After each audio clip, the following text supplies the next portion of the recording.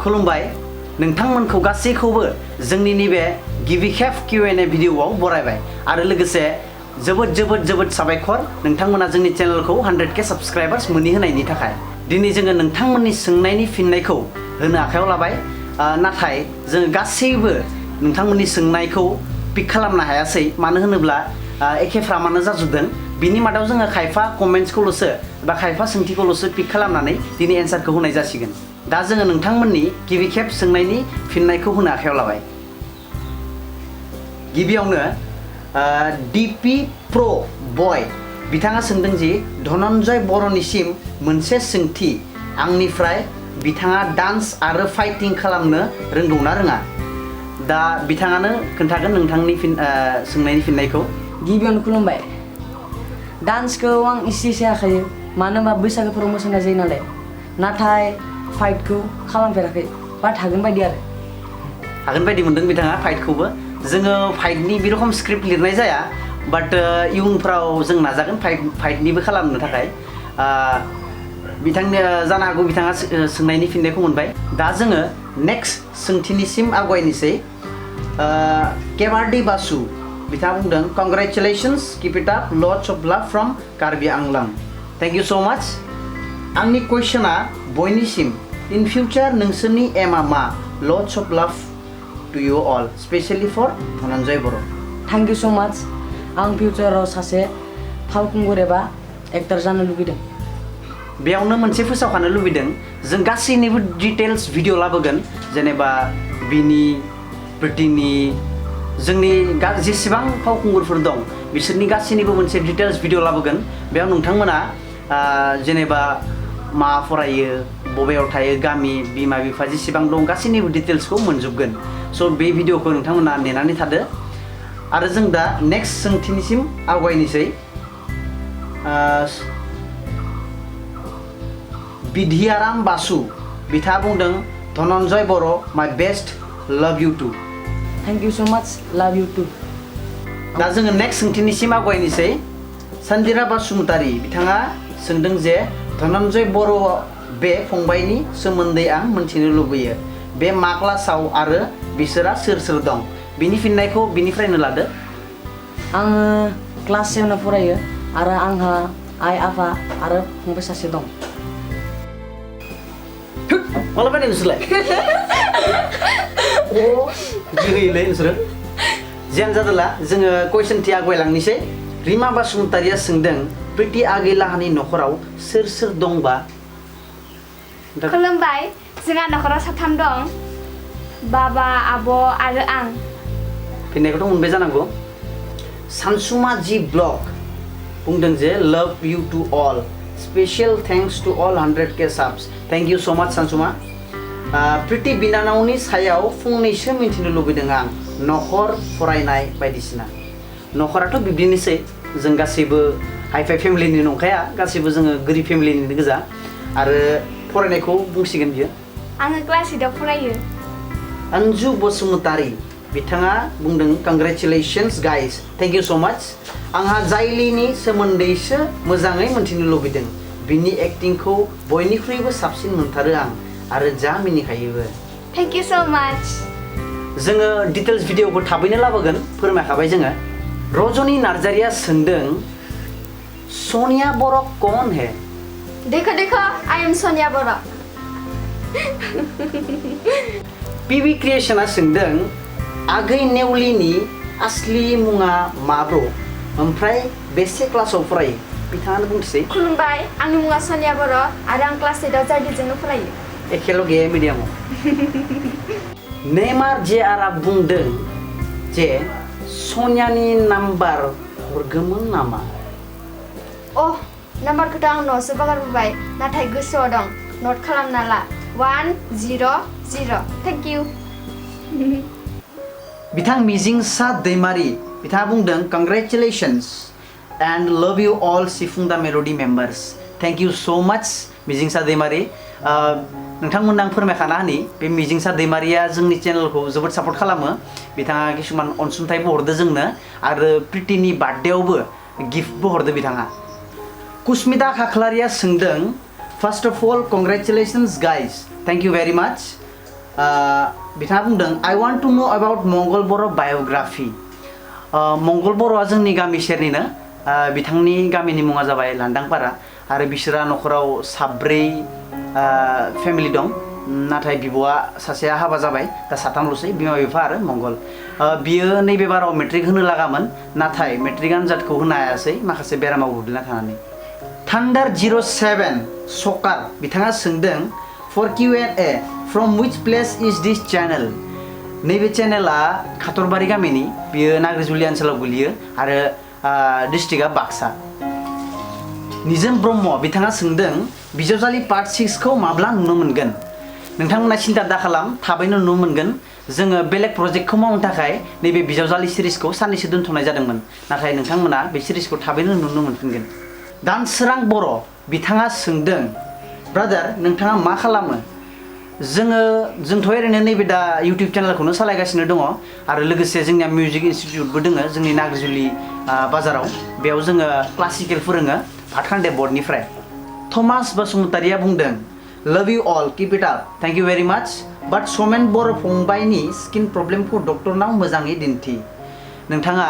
सोमेन बर'नि फारसे एसेबां केयार खालामनो थाखाय जोबोद जोबोद साबायखर आरो बियो स्किनखौ नायगासिनो दं नायजागासिनो दं लासै लासै दा हामनायासो इसोरा माला हामहोयो बबिता बर' बिथाङा सोंदों आदा नोंसोर बेसेबां यारजों 100K साबस्क्राइब खालामनो हाखो ओरैनोथ' जोङो गिबि खेब भिडिअखौ 18 जानुवारि 2018 आव होदोंमोन नाथाय जोङो मोजाङै इउटिउबाव नांनाया 1.5 बोसोरसो जाबाय 1.5 बोसोरानो दे 1.5 बोसोरनि उनाव हमना ला जों 100K साबस्क्राइबार्सखौ क्रस खालामनो हाबाय मिनालि बर' बिथाङा सोंदों गिबियावनो congratulations thank you so much आंनि सोंथिया गासैनिसिमबो आगैमोना बेसेबां थाखोआव फरायो जोङो बिनि फारसे मोनसे बेलेग भिडिअ लाबगोन होननानै फोरमायखानाय दं बेयाव नोंथांमोना गासिबो डिटेल्सखौ मोनजोबगोन किं नार्जारिया सोंदों फावथिनागिरिखौ आदामोना एसे गिदिर लादो नामा माने जोङो स्क्रिप्टनि रिक्वायरमेन्ट हिसाबै जोङो लानाय जायो जेनेबा बबेबा मोनसे स्ट'रियाव स्क्रिप्टआव गिदिर सासे एक्टरनि बा एक्ट्रिसनि गोनांथि जायो अब्ला जोङो नायनानै कास्टिं खालामो रेशमा नार्जारि बिथाङा बुंदों प्रिति स्वर्गियारि सनिया बर' धनन्जय बर' बल्लभ बर' तरुण बर' नोंसोर आंनि फेभरेट केरेक्टार्स ओमफ्राय honours of this channel I salute you keep it up from Gossaigaon love you all thank you so much नोंथाङा एसेबां अननाय होनायनि थाखाय love you too अख्रां बसुमतारिया सोंदों प्रितिजों धनन्जयजों न'नि माबा सोमोन्दो जायो नामा न'निथ' बिब्दि सोमोन्दो जालाया नाथाय मोनसे गामिनिनो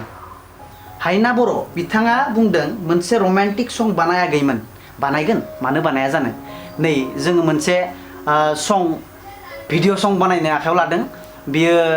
रमान्टिक प्लास कमेडि जागोन बे संखौ जोङो नितामनिजों आंजों खनदोंमोन स' नोंथांमोननिफ्राय अननाय मोनगोन होननानै आसा थाबाय अन्जु बसुमतारिया सोंदों बुंदों आगैमोना जा अन्थावखा गड ब्लेस इउ आगैमोन थैंक यू सो मच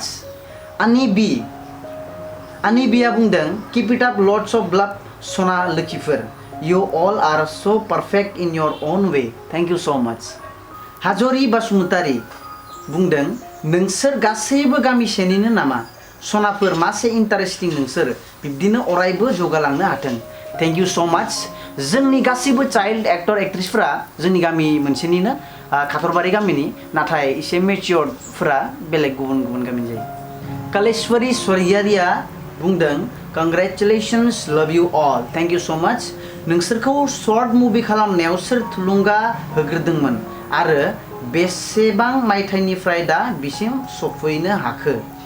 बिब्दिथ' थुलुंगाखौ रावबो होआखैमोन नाथाय जों गोसो जानानै खालामखादोंमोन आरो मायथाइ होनोब्ला जोङो गिबि खेब भिडिअखौ आं बुंखाबाय जोङो 2018 आव 18 जानुवारि खालि पस्ट खालामदोंमोन आरो बिथाङानो सोंबावदों आरो नोंसोर दा बेसेबां बोसोर बैसोनि बैसोआथ' जों बोरायबायानो दा 26 रानिं जों साथामनियाबो आरो चाइल्ड एक्ट्रेसफोरनिया गुबुन बिसोरनिखौ गुबुन मोनसे भिडिअ लाबोगोन बेहाय नोंथांमोना मिथिनो हागोन BKS खाख्लारिया बुंदों आदा फंबाय बिनानाव आब' मोना जोंखौ अराय सम बेबायदिनो इन्टारटेनमेन्टजों लोगोसे रंजा होबाय थागोन ना जोङो नाजागोन जों बेसेयावलागै थांनो हायो नाथाय गेरेन्टि होनो हानाय नङा मानो होनब्ला जों दिनैनि दं गाबोन गैया मा जालांनो हायो बेखौ रावबो मिथिया DSRT Film Production Presents बिथाङा सोंदों कंग्रेचुलेशन्स भाइफोर आं नोंथांमोननि सासे टीम मेम्बारखौ सिनायाखै दिनैसिमबो आसा खालामो नोंथांमोना Q&A नि भिडिअ होनायाव आंनो सिनायथिखौ होगोन बिनि मुङा अन्जन स्वर्गियारी बिथाङा जोंनि भिडिअखौ अरायसम नायो आं बिथांखौ सिनायनो लुबैयो अन्जन स्वर्गियारीया आंनिनो असे बिदा बिथाङा सम सम लिरोबो जेरै दा एंग्रि बय अनसुलि बिनानाव बायदि हिट फिल्मफोरखौ बिनो लिरदो I mean शर्ट मुभिफोरखौ बिथां DSRT फिल्म प्रडाक्शननिसिम आं जोबोद साबायखर बावहरबाय बे कुइसनखौ सोंनायनि थाखाय आं नोंथांमोनखौ फोरमायनो लुबैयो जे बिथाङाबो जोबोद मोजां शर्ट मुभिसफोर बानायो स' बिथांनि चेनेलखौबो नोंथांमोना चेक आउट खालामजागोन सोरांफुं बसुमतारिया बुंदों congratulations thank you so much ओमफ्राय बियो बुंदों आदामोना मा केमेराजों भिडिअ शुट खालामो आरो एडिट खालामनो मा सफ्टवेयर बाहायो रिप्लाइ खालामनायखौ मिजिंथिबाय आदा जोङो Canonनि 200D केमेराजों जों भिडिअखौ शुट खालामो आरो जों एडिटिं खालामनाया प्रोफेशनेल जितु apps Adobe Premiere Pro CC जों जोङो भिडिअखौ एडिटिं खालामो तरुण बसुमतारिया बुंदों आरोबाव मोनसे कुइसन थालांदों फ्रेन्ड्स अंशुसिना धनन्जय आरो प्रीति नोंसोर साथामा बिदा बिनानाव नामा नों मोखां महरखौ एसे सेम बायदि नुयो जे बेखायनो सोंहरनाय जाबाय अन्नानै खिन्थाहरदो all of friends thank you may God bless you all actually जों साथामा गामि मोनसेनिनो आरो बिब्दि मोनसे नखरनिनो नङा गामिनिनो नालाय फंबाय बिदा बिनानाव जालायो आरो बिजित बसुमतारिया सोंदों नोंसोरनि जिहेतु बेबायदि भिडिअ बानायनायाव बिमा बिफा मोना जेबो हेंथा होआखैमोन नामा हेंथाथ' बिब्दि होआखैमोन मानोना जोंनि पेरेन्ट्सफोरा जोबोद सापर्टिभ राजीब बसुमतारिया बुंदों नोंथांमोननि एसेबां एक्टिभ जाबाय माने इयुन समाव सोमो नांहोजोबगोन जोबोद साबायखर आं बेखौसो मिथिनो लुबैदों एसेबां मानिखौ सोर मेनेज खालामो आरो माबोरै आरो डाइरेक्शन खालामग्रानि मुङा मा मानिखौथ' जोंनो मेनेज खालामनाय जायो